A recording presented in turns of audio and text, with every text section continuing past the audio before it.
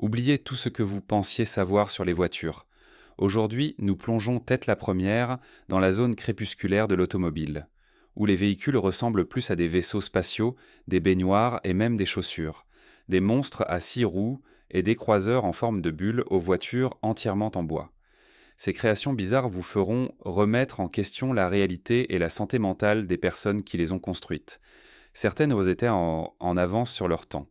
D'autres auraient dû rester dans le salon de dessin. Attachez votre ceinture, nous sommes sur le point de faire un tour à travers les voitures les plus incroyables et étranges jamais fabriquées. Camping-car fait maison. Les fans de Top Gear connaissent tant bien les pitreries extravagantes du trio. Mais l'un des épisodes les plus mémorables et bizarres a impliqué un défi unique. Chaque animateur devait concevoir et construire son propre camping-car luxueux. Ce qui a suivi était un pur divertissement, car leurs créations se sont révélées être certaines des conceptions de camping-car les plus étranges et les plus impressionnantes jamais vues.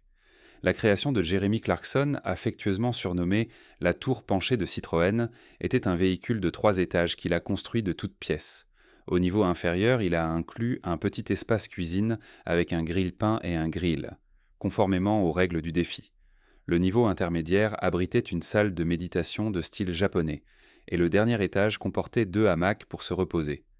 Pour passer entre les niveaux, Jérémy a même installé une échelle. En revanche, Richard Hammond a opté pour une approche plus classique du camping-car, mais en termes de créativité et de bizarrerie, le camping-car de Jérémy était dans une catégorie à part. Je dirais qu'il a absolument réussi le défi.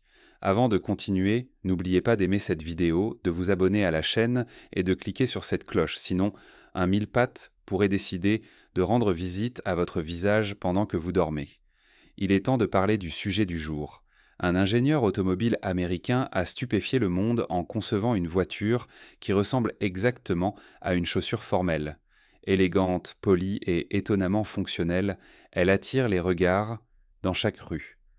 Ce mélange de mode et d'ingénierie remet en question les normes. Les voitures futures pourraient-elles devenir des œuvres d'art portables ? C'est une étape audacieuse prouvant que la créativité stimule l'innovation au-delà de l'ordinaire. Qu'en pensez-vous ?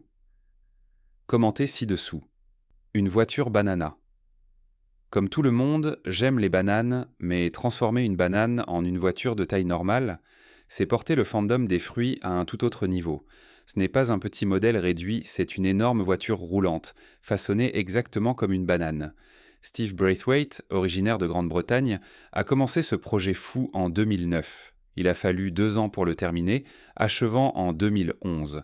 La base de cette voiture banane était un pick-up Ford F-150 de 1993. Steve a conservé le solide châssis du camion, mais l'a recouvert d'une structure en barre d'acier renforcée et en grillage. Ensuite, il a façonné le tout en utilisant de la mousse de polyuréthane pour obtenir cette courbe parfaite de banane. Après tout le façonnage, il l'a peinte en jaune vif avec quelques taches brunes pour la faire ressembler à un vrai fruit. Sous l'extérieur fruité, la voiture banane fonctionne avec un puissant moteur V8. Malgré son apparence inhabituelle, elle est assez fonctionnelle. Elle consomme environ 15 miles par gallon et peut atteindre des vitesses allant jusqu'à 85 miles par heure. Steve a dépensé environ 25 000 $ pour toute la construction. Beaucoup d'argent, mais bien vaut pour un véhicule aussi unique. Depuis son achèvement, la voiture banane a parcouru les États-Unis, attirant les regards et apportant des sourires partout où elle va. C'est un exemple amusant et original de la façon dont la créativité et l'ingénierie peuvent se réunir pour créer quelque chose de vraiment inoubliable. Donc, la prochaine fois que vous mangez une banane, rappelez-vous qu'il y en a une qui est plus qu'une simple collation. C'est une banane sur roue, prête à prendre la route. Un abri sur roue. Briser des records de vitesse évoque généralement des voitures de sport élégantes ou des machines futuristes à haute technologie. Mais que se passerait-il si le véhicule le plus rapide était quelque chose d'aussi simple qu'un abri en bois ? C'est exactement ce qu'a réalisé Kevin Nix du Royaume-Uni. Il a pris un abri de jardin typique et l'a transformé en une machine de vitesse turbo entièrement légale sur la route qui a stupéfié tout le monde. Le projet de Kevin était loin d'être ordinaire. Il a construit cet abri sur roue avec près de 13 000 livres, transformant soigneusement une structure de jardin quotidienne en un véhicule capable de vitesses incroyables. Sous l'extérieur en bois se cache un moteur puissant de 400 chevaux qui surpasse facilement de nombreuses voitures de sport traditionnelles. Ce dispositif a permis à l'abri d'atteindre une vitesse de pointe étonnante de 101 miles par heure sur les routes du pays de Galles, battant le précédent record de vitesse pour un véhicule propulsé par un abri qui était de seulement 80 miles par heure. Malgré ses performances incroyables, le véhicule ressemble toujours à ce qu'il est, un abri en bois. Il ne s'agit pas de design flashy ou d'aérodynamisme élégant. C'est un abri tout simplement roulant sur des roues. Ce contraste entre son apparence humble et sa vitesse surprenante est ce qui rend la création de Kevin si bizarre et fascinante. C'est un rappel que l'innovation et l'ingénierie peuvent parfois venir des endroits les plus inattendus. L'abri sur roue n'est pas juste une nouveauté étrange. C'est un exploit record qui remet en question nos idées sur ce qu'une voiture devrait être. Bien qu'il ne fasse peut-être pas tourner les têtes par son style, il impose certainement le respect pour sa puissance et sa vitesse. Kevin Nix a prouvé qu'avec suffisamment de créativité et de détermination, même un abri de jardin peut devenir un démon de vitesse sur l'autoroute. Messerschmitt KR 200. Le Messerschmitt KR 200 est un parfait exemple de l'amour de l'Europe pour les voitures petites et efficaces, surtout pendant les années difficiles d'après-guerre. Fabriqué entre 1955 et 1964, ce petit deux-places est devenu un symbole emblématique de l'ingéniosité et de la créativité allemande. Son design unique ressemblait à un mélange entre le cockpit d'un avion et une capsule futuriste, reflétant les racines aéronautiques de l'entreprise. Après la Seconde Guerre mondiale, l'entreprise Messerschmitt a fait face à des restrictions strictes qui l'ont empêché de fabriquer des avions. Cela a poussé l'entreprise à explorer de nouvelles directions et le designer Fritz Fehn a eu l'idée de créer une microcar. Le KR 200 en était le résultat. Un véhicule innovant avec des sièges en tandem, ce qui signifie que le passager était assis directement derrière le conducteur, un peu comme dans un avion. Cela a aidé à garder le profil étroit de la voiture et sa forme aérodynamique, réduisant la résistance de l'air et améliorant l'efficacité. Pesant un peu plus de 250 kg, le KR 200 était incroyablement léger et compact. Son corps profilé ressemblait à la fuselage d'un petit avion, soulignant la vitesse et la stabilité. Grâce à son centre de gravité bas et à son design intelligent, la voiture se comportait exceptionnellement bien, en particulier sur les routes étroites d'Europe et les rues urbaines. L'un des points forts du Messerschmitt KR 200 était à quel point il était pratique et amusant à conduire malgré sa petite taille. Il avait un moteur monocylindre à 2 temps, ce qui le rendait économe en carburant et facile à entretenir. La voiture pouvait atteindre des vitesses allant jusqu'à 60 miles par heure, impressionnant pour un véhicule si petit et léger. Amphicar modèle 770. L'Amphicar modèle 770 est un morceau fascinant de l'histoire automobile qui a apporté une technologie amphibie inspirée par l'armée à l'utilisation civile quotidienne. Introduit par une entreprise allemande en 1961, l'Amphicar a été conçu pour passer sans effort de la conduite sur route à la navigation sur l'eau. Ce véhicule polyvalent promettait aux conducteurs la commodité de posséder une voiture capable de faire les deux, quelque chose qui n'avait jusqu'alors été vu principalement dans des véhicules militaires. L'Amphicar a fait ses débuts au Salon de l'Auto de New York en 1961, attirant l'attention avec son concept inhabituel et son design charmant. La production a eu lieu de 1961 à 1967, mais seulement environ 4000 unités ont été fabriquées. La plupart de celles-ci ont été vendues aux États-Unis, où l'idée d'une voiture qui pourrait également servir de bateau a suscité la curiosité, sinon un enthousiasme massif. Sur Terre, l'Amphicar pouvait atteindre une vitesse de pointe respectable de 70 miles par heure, ce qui le rendait suffisamment capable pour la conduite quotidienne. Lorsqu'il passait en mode aquatique, il pouvait glisser à environ 7 nœuds, soit environ 8 miles par heure, ce qui, bien que lent par rapport aux bateaux ordinaires, était impressionnant pour un véhicule qui fonctionnait également comme une voiture. Malgré son design innovant et son attrait original, l'Amphicar n'était pas devenu un succès commercial. Les acheteurs étaient souvent hésitants car les performances du véhicule n'étaient pas exceptionnelles, ni sur terre ni sur l'eau, et l'entretien pouvait être délicat. Ses capacités amphibies comportaient bien des compromis en matière de confort, de vitesse et de praticité. Cependant, l'Amphicar modèle 770 occupe une place unique dans l'histoire automobile car il a gagné le titre original de voiture la plus rapide sur l'eau et de bateau le plus rapide sur terre. Bien qu'il ait finalement été considéré comme un échec par les normes traditionnelles, son mélange de nouveautés et de créativité technique continue de fasciner les passionnés de voitures et les collectionneurs aujourd'hui. Number 6, le Limoget. Arrivé dans un J-Cri généralement luxe, mais que se passerait-il si vous pouviez rouler sur l'autoroute dans un? C'est ce que vise à livrer le Limoget, une fusion de jet privé et de limousine qui a pris 12 ans à réaliser. Cette limousine de 42 pieds utilise une vraie cellule de Learjet montée sur un châssis en acier. Elle dispose d'un puissant système audio de 17 000 watts, d'un sol miroir infini et d'espace pour 18 passagers. Au lieu de moteurs à réaction, de gigantesques haut-parleurs se trouvent là où se trouvaient autrefois les turbines, diffusant des effets sonores de jet. Un moteur V8 Chevrolet de 8,1 litres propulse cette bête, roulant sur des roues Diabolo de 28 pouces. Plus qu'un simple gadget, l'artisanat de ce Limoget est impressionnant, alliant absurdité et véritable talent de design. Cadillac Eldorado, la plus longue limousine du monde. La limousine Cadillac Eldorado de J. Orberg est le symbole ultime du luxe excessif et de la créativité technique, gagnant sa place en tant que plus longue limousine jamais construite. Mesurant un impressionnant 30,5 mètres, soit environ 100 pieds-bombes de long, ce monstre s'étend bien au-delà de tout véhicule normal, soutenu par un incroyable nombre de 26 trous pour supporter son poids énorme. Sa taille et ses caractéristiques en font plus un palais mobile qu'une simple limousine. À l'intérieur, la limousine Cadillac Eldorado est remplie d'aménagements extravagants que vous ne vous attendriez pas à trouver dans une voiture. Elle dispose d'une piscine et d'un jacuzzi, des luxes généralement réservés aux maisons ou aux complexes de haut standing.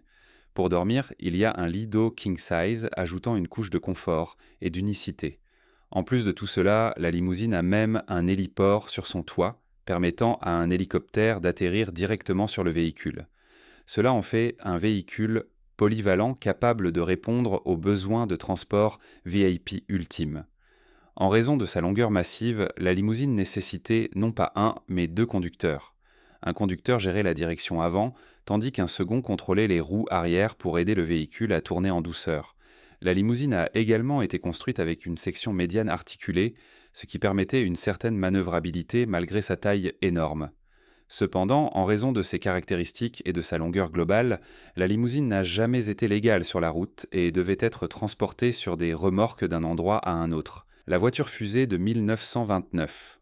Dans les années 1920, la fuséologie captivait l'imagination des inventeurs et des scientifiques du monde entier, suscitant des expériences audacieuses qui repoussaient dans les limites de la technologie et de la créativité. Parmi les plus aventureux se trouvait Max Wallier, un scientifique autrichien et passionné de fusées qui n'avait pas peur de tester des idées non conventionnelles. La passion de Wallier pour la puissance des fusées l'a conduit à attacher des moteurs de fusée à divers véhicules, et l'une de ses créations les plus extraordinaires était une voiture propulsée par fusée construite sur un châssis Chevrolet de 1921. Cette voiture inhabituelle était tout sauf conventionnelle. Son corps était principalement fabriqué en carton et en linoléum, des matériaux qui peuvent sembler fragiles selon les normes d'aujourd'hui, mais qui ont été choisis pour leurs propriétés légères. La voiture était propulsée par deux moteurs à fusée alimentés à l'essence, un système de propulsion innovant et risqué à une époque où les fusées étaient encore une technologie nouvelle et expérimentale. Malgré son apparence fragile et son design audacieux, la voiture à fusée était en réalité enregistrée à New York, lui permettant de circuler légalement sur les routes. La voiture à fusée de Wallier a effectué son premier essai dans la fin des années 1920 et, étonnamment, elle a survécu à ce début explosif. Les performances du véhicule témoignant de l'ingéniosité et du courage de Wallier, combinant la fuséologie précoce avec l'ingénierie automobile d'une manière que peu d'autres osaient en tenter. Bien que ce fût une expérience dangereuse, la voiture mettait en avant l'esprit audacieux de l'innovation qui a défini l'époque. Des décennies après ses premiers essais, la voiture à fusée a été redécouverte dans le jardin de Wallier où elle avait été laissée aux éléments. Elle a été soigneusement sauvée et restaurée, préservant ce morceau fascinant de l'histoire automobile et de la fuséologie. La voiture Nautilus. La voiture Nautilus est l'une des répliques de films les plus impressionnantes et visuellement époustouflantes jamais créées. Inspirée par le véhicule emblématique de la Ligue des Gentlemen Extraordinaires, cette voiture n'est pas juste une copie, c'est un véritable travail d'amour.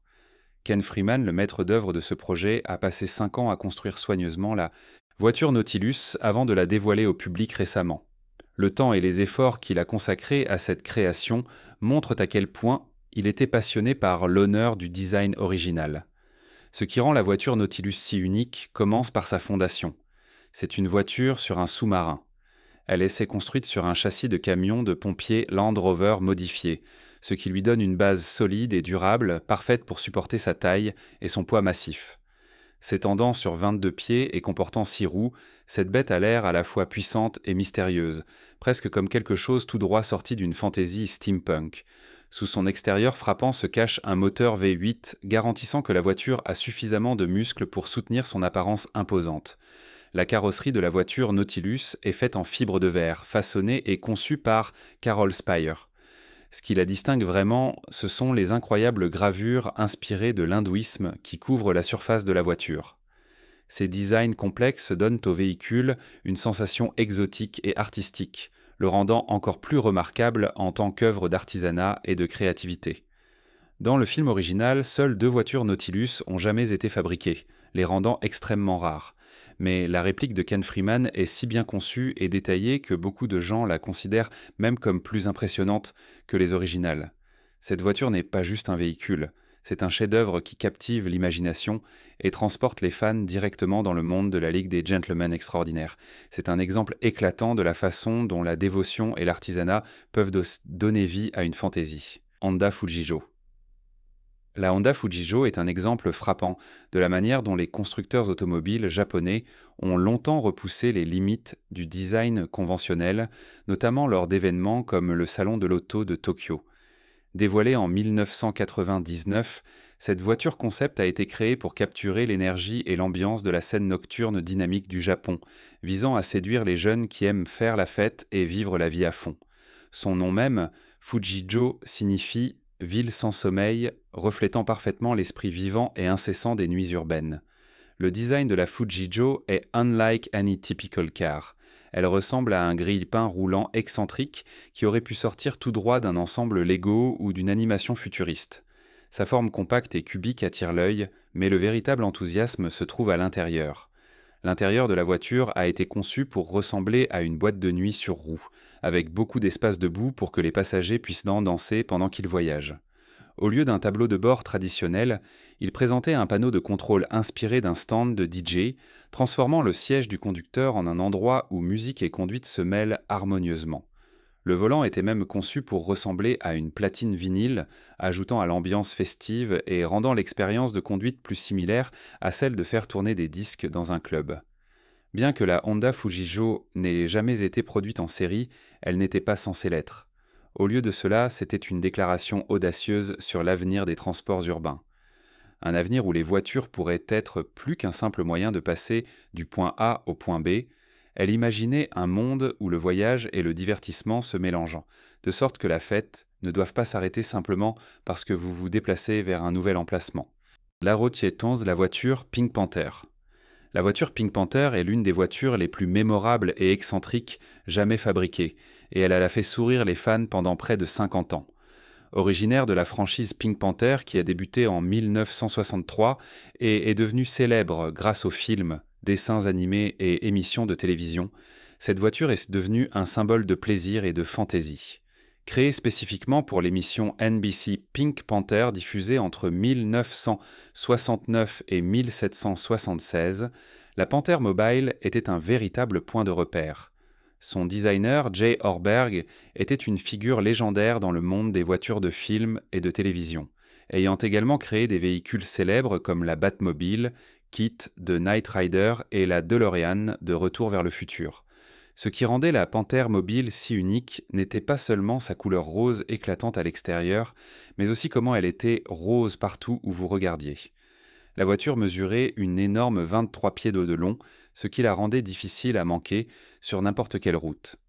Elle était propulsée par un puissant moteur de 6,7 litres, lui donnant suffisamment de muscles pour égaler son apparence sauvage.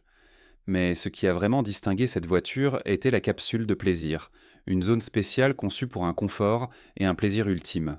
À l'intérieur de la capsule de plaisir, la fête ne s'est jamais arrêtée. Elle comportait un bar approvisionné pour les rafraîchissements, des sièges en satin rose moelleux qui avaient de l'air ultra confortable, et un tapis rose en peluche qui ajoutait à l'ambiance rétro. Il y avait même un téléphone à bouton poussoir en rose classique pour rester en contact. Les sièges blétaires inclinés en permanence pour aider les passagers à se détendre, et une télévision en noir et blanc divertissait tout le monde.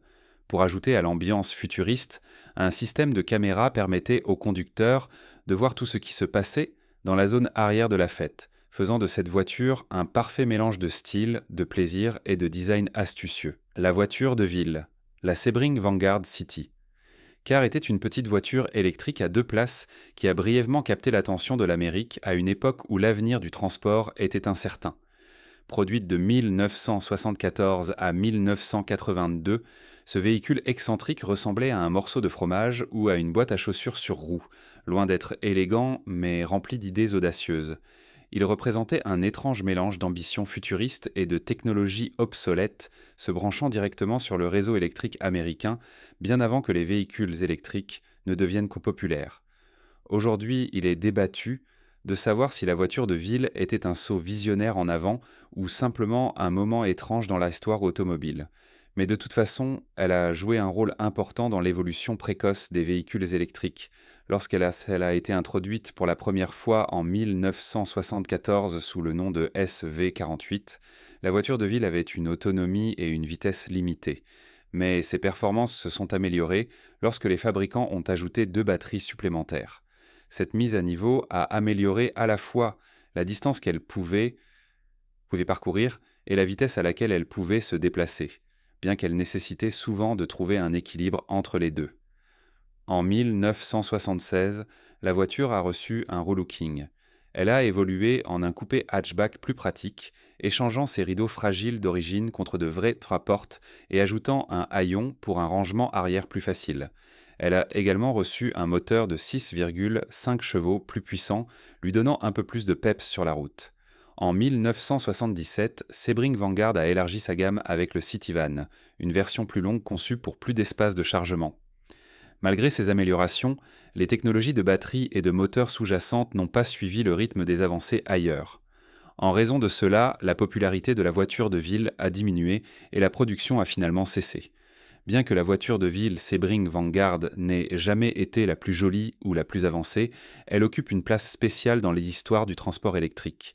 C'était l'un des premiers pionniers qui ont ouvert la voie à la révolution des véhicules électriques d'aujourd'hui. En fait, son impact était si significatif qu'il a même attiré l'attention d'Elon Musk, l'un des plus grands noms de l'industrie des voitures électriques aujourd'hui. La voiture de ville peut sembler étrange, mais elle a contribué à façonner notre imagination et notre façon de construire des véhicules électriques aujourd'hui. Fiat Sixcent Multipla. La Fiat Sixcent Multipla est un exemple classique de design automobile excentrique que de nombreux collectionneurs de voitures adorent, non pas pour sa vitesse ou sa puissance, mais pour son charme unique et sa praticité. Lancée au milieu des années 1950, elle était l'une des toutes premières fourgonnettes familiales, conçue pour transporter plus de personnes confortablement sans être grande ou encombrante.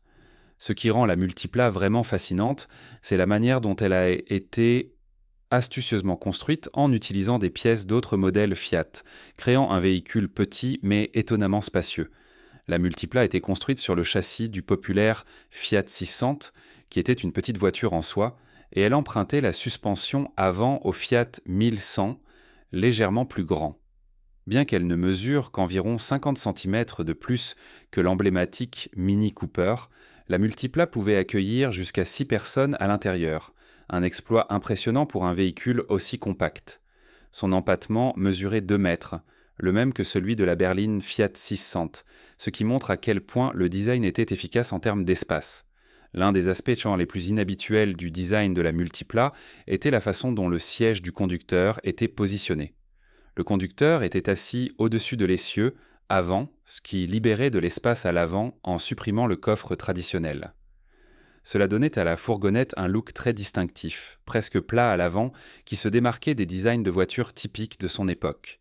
Cette disposition n'était pas seulement une question de style, mais c'était un mouvement intelligent pour maximiser l'espace intérieur et améliorer la visibilité pour le conducteur. La Fiat Multipla a été présentée au public en janvier 1956 au Salon de Bruxelles, où son design innovant a attiré l'attention. Elle était si en avance sur son temps que le nom Multipla a été ravivé des décennies plus tard, en 1998, pour une version moderne de MPV Compact, qui a embrassé le même esprit de design pratique et familial. La Fiat 600 Multipla originale reste un classique adoré, célébré pour avoir transformé une petite taille en une innovation ingénieuse d'économie d'espace. Maybach Exelero de lutte contre les zombies. Imaginez une voiture conçue spécifiquement pour survivre à une apocalypse zombie, un véhicule suffisamment robuste pour échapper et même écraser des hordes de morts vivants. C'est exactement ce qu'a créé quelqu'un en Jordanie. Inspiré par la Maybach Exelero de 2005, une voiture de luxe rare et puissante qui avait déjà un culte d'admirateurs. Ce n'est pas juste une réplique de voiture, c'est une véritable machine de combat contre les zombies, conçue pour la survie ultime dans un monde post-apocalyptique. La Maybach Exelero originale, introduite en 2005, était un coupé à 2 portes frappant avec un rugissant moteur V12 produisant une impressionnante puissance de 700 chevaux. C'était déjà une bête sur roue, alliant luxe extrême et puissance brute. Mais cette construction jordanienne a porté le concept à un tout autre niveau, transformant l'élégante Exelero en un véhicule prêt à la guerre qui semble tout droit sorti d'un film de zombies. L'une des modifications les plus frappantes est l'ajout de chenilles arrière semblables à celles d'un char, remplaçant les roues arrière traditionnelles pour offrir une traction et une robustesse inégalées sur un terrain difficile et détruit. La cabine passager est blindée avec des panneaux lourds, offrant une protection solide contre les attaques. À l'avant, un énorme pare-buffle prépare le véhicule à défoncer des obstacles ou des zombies sans effort. Mais le véritable atout est son arsenal. Montée sur le capot se trouve une arme prête à l'action, tandis que des mitrailleuses jumelées protègent l'étage l'arrière. Pour couronner le tout, il y a même un lance-roquettes monté sur le véhicule, en faisant une forteresse mobile capable de faire face à toute menace des morts vivants. Bien sûr, cette puissance consomme beaucoup de carburant, mais dans un monde envahi par les zombies, l'efficacité énergétique est la dernière chose à laquelle vous pensez. Simca Fulger, 1958. Voiture concept. Dans les années 1958, l'avenir semblait incroyablement excitant pour certains designers, au point qu'ils imaginaient des voitures tout droit sorties de la science-fiction. L'une des plus ambitieuses était la Simca Fulger, une voiture concept conçue par Robert Opron pour le constructeur automobile français Simca. Elle a été révélée au public au Salon de l'Auto de Genève en 1959 et plus tard montrée à New York en 1961 à Chicago. Ce qui faisait ressortir la Fulger n'était pas seulement son style futuriste, mais les idées folles derrière son fonctionnement. La Simca Fulger a été conçue comme une vision de ce à quoi les voitures pourraient ressembler en l'an 2000. Elle devait fonctionner à l'énergie atomique, oui, à l'énergie nucléaire, faisant d'elle une étape révolutionnaire loin des sources de carburant traditionnelles.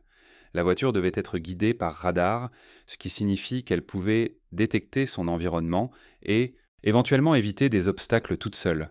Cela a été des décennies avant que les technologies modernes d'assistance à la conduite ne deviennent courantes.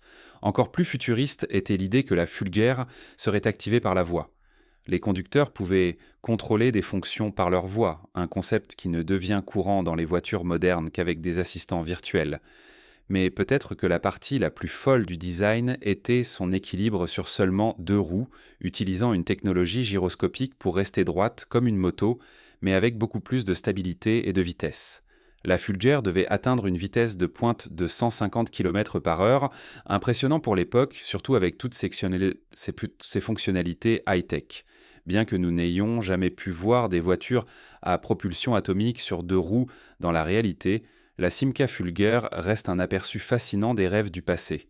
Elle montre comment les designers des années 1950 imaginèrent un avenir rempli de véhicules élégants, rapides et super intelligents.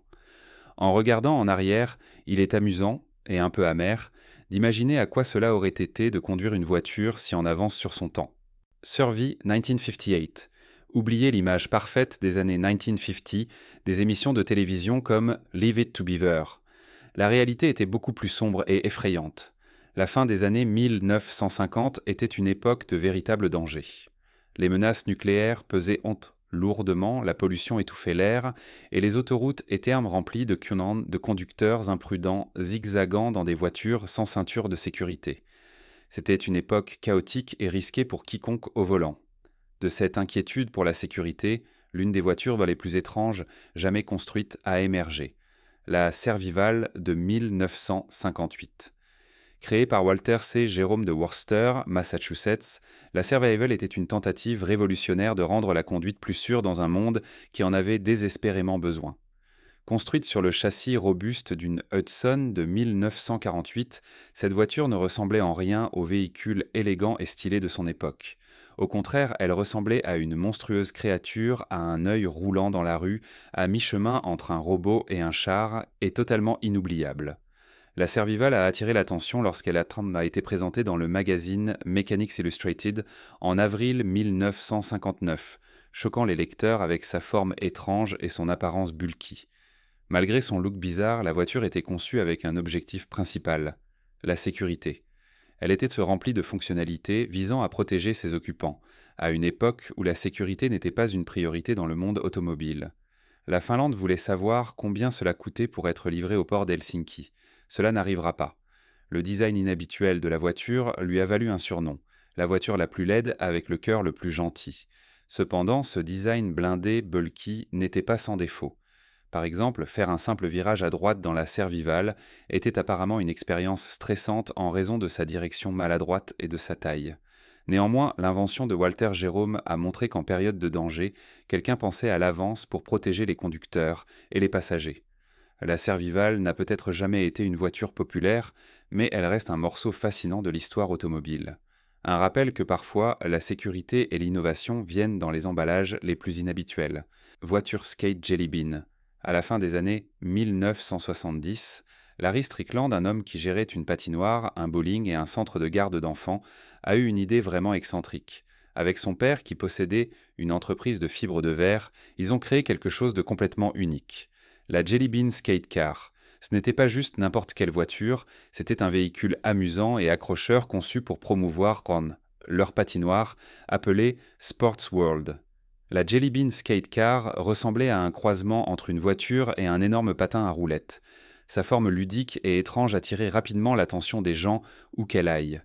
Larry et son père ont construit environ 16 de ces véhicules inhabituels, les transformant en légendes locales dans les communautés où Sports World était présent. Ces voitures n'étaient pas juste pour le spectacle, elles sont devenues un symbole de plaisir et d'excitation, parfaitement en phase avec l'esprit vivant des patinoires qu'elles annonçaient. Sous le capot, la Jelly Bean Skate Car n'était pas juste un gadget. Elle était propulsée par un moteur Volkswagen fiable de 1600 cm3, lui donnant suffisamment de puissance pour circuler en ville et attirer les regards. Même si la voiture avait l'air étrange et peut-être un peu ridicule pour certains, quiconque avait la chance de la conduire devenait instantanément la personne la plus cool du coin. Ce n'était pas juste un trajet, c'était une expérience, mêlant la joie du patin à roulettes à la liberté de conduire. Aujourd'hui, ces véhicules excentriques y sont rares, mais au moins une Jelly Bean Skate Car a survécu à l'épreuve du temps. Vous pouvez encore la voir au Sparkles Skating Rink à Atlanta, en Géorgie. Elle reste un rappel nostalgique d'une époque créative où une équipe père-fils a transformé une idée simple en un morceau roulant de l'histoire locale. La Jelly Bean Skate Car capture parfaitement le plaisir et l'inventivité des années 1970, prouvant que parfois les idées lampeaux les plus inhabituelles peuvent laisser les plus grandes impressions. Colombe Caravan. Les camping-cars sont excellents pour les road trips et les aventures, mais ils semblent souvent un peu ennuyeux, car ils ont tendance à être juste de grands vans avec un lit et une petite cuisine à l'intérieur. Que se passerait-il si un camping-car pouvait changer de forme pour s'adapter à ce dont vous avez besoin à tout moment? C'est exactement l'idée derrière le Colombe Caravan, un motorhome modulaire unique conçu par Christian Susana. Son nom signifie « couleur de la vie en mouvement », reflétant sa nature flexible et dynamique. Le Colombe Caravan n'est peut-être pas le camping-car le plus stylé que vous ayez jamais vu, mais il compense cela par une praticité incroyable. L'une de ses caractéristiques les plus cool est que la section avant peut se détacher lorsque vous n'avez pas besoin de l'espace de vie, vous offrant plus de liberté et de commodité sur la route. Cela signifie que si vous voulez juste conduire ou explorer sans le poids supplémentaire, vous pouvez facilement laisser la partie vie derrière vous. À l'intérieur, le Column Caravan est comme une petite maison sur roues, mais avec une astuce intelligente. Il a des murs mobiles et des modules multifonctionnels. Cela signifie que vous pouvez réorganiser l'espace intérieur selon vos besoins. Que vous ayez besoin de plus de place pour cuisiner, dormir ou simplement vous détendre, la disposition peut changer pour s'adapter à vos plans. Ce design flexible vous permet d'ajuster tout, du cockpit à la zone de couchage, le rendant parfait pour différents types de voyages. Le motorhome est conçu pour accueillir confortablement 2 personnes, mais il peut également s'adapter à 4 si nécessaire. Cette polyvalence est idéale pour les couples ou les petites familles qui souhaitent la liberté de voyager sans être coincés dans un espace fixe. Dans l'ensemble, le Column Caravan est une réinvention astucieuse du camping-car traditionnel, alliant praticité et innovation pour créer un véritable foyer adaptable sur roues. Cela montre que même quelque chose d'aussi simple qu'un camping-car peut être transformé en un compagnon de voyage flexible et excitant. Et voilà les voitures les plus folles, étranges et merveilleusement ridicules jamais mises sur la route, ou du moins qui ont tenté de le faire. Des œuvres d'art roulantes aux rêves fiévreux à 4 roues, ces machines prouvent d'eux que les voitures ne concernent pas seulement la puissance. Elles parlent d'imagination, de risque et parfois d'un bon nombre de «qu'est-ce qu'il pensait?». Laquelle vous a le plus impressionné? Ou mieux encore, laquelle oseriez-vous vraiment conduire? Partagez vos préférés dans les commentaires ci-dessous. Et si vous avez aimé cette folle croisière à travers les bizarreries automobiles, appuyez sur ce bouton «J'aime», abonnez-vous et activez la cloche, car nous ne faisons que commencer à découvrir les créations les plus incroyables du monde.